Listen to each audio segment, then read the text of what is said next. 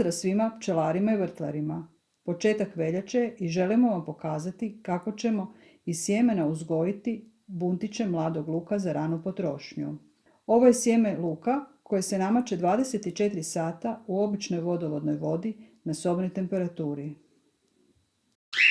Evo i luk nam je bio u vodi 24 sata. Sjemenke ćemo isto odsjediti.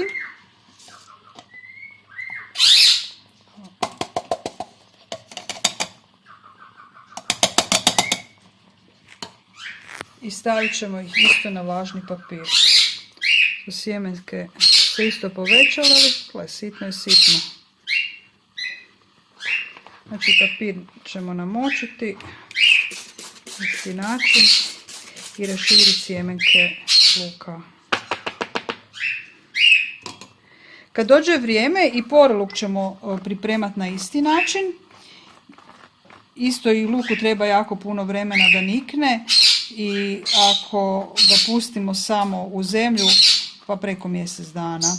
Ovako će to sigurno po nekakvih 10-ak dana niknut sve.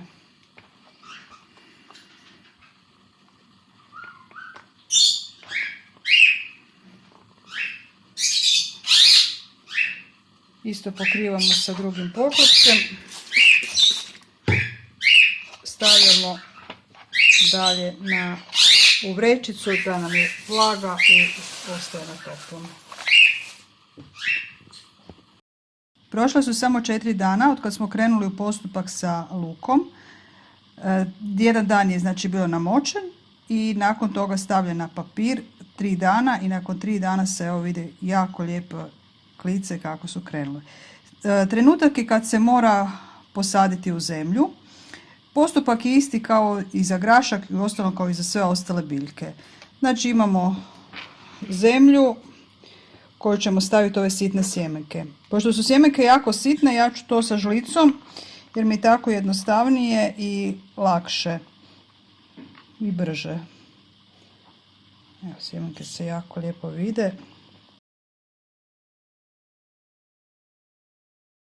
Nastojim u ovu čašicu što rijeđe ih posaditi, mada mi to iskreno nije previše bitno, zato što ovo ovako posađeno, ja ću kad biljke narastu jednostavno u cijeloj masi presaditi u vrt, tako da dobijem one buntiće luka pod mladi luk.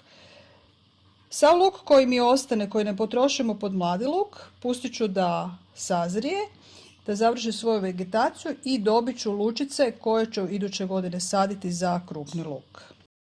Sjemenke luka su male i ovako proklijale, zalit ću ih, našpricat ću ih dobro i jako je bitno da luk dobije gore sloj vrlo fine, rahle zemlje, da mogu te sitne sjemenkice lijepo pokrijati. Ajme meni, što je ovo?